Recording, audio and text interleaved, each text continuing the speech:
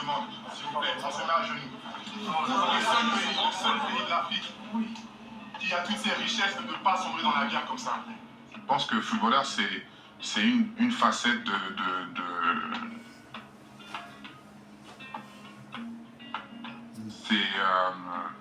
c'est le métier que j'exerçais. Mais derrière ça, il y a un homme, il y a un homme avec des valeurs, avec une éducation qui lui a été inculquée. Et ces valeurs-là de partage, de vivre ensemble, de respect de l'autre, ont fait que je ne pouvais pas rester silencieux face à ce qui se passait.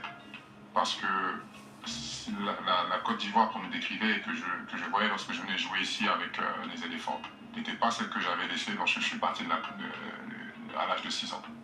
Donc c'est le cri du cœur d'un enfant du pays, comme je l'ai fait, comme je pense que vous auriez pu le faire, comme n'importe qui ici aurait pu se lever dans un moment euphorique comme ça et où on se sent fort de lancer un tel message qui serait relayé par les médias.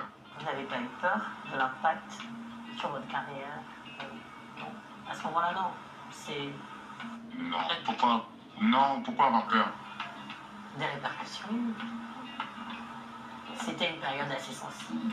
Oui, mais... Se lever, s'engager, pas mal, enfin, beaucoup n'auraient pas fait.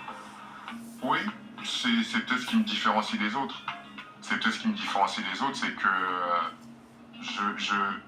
je dis ce que je pense et j'essaie de tenir des propos mesurés à chaque fois. Donc, mon message, il peut passer comme il peut ne pas passer. Il peut être accepté comme il peut ne pas l'être.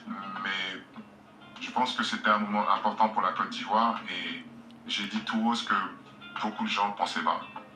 Donc, non, je me suis engagé pour mon pays, pas pour moi, pas pour ma personne. Donc je ne peux pas avoir peur lorsque je m'engage pour mon pays, parce que mon pays est derrière moi toujours. Je reste avec moi pour un moment très spécial.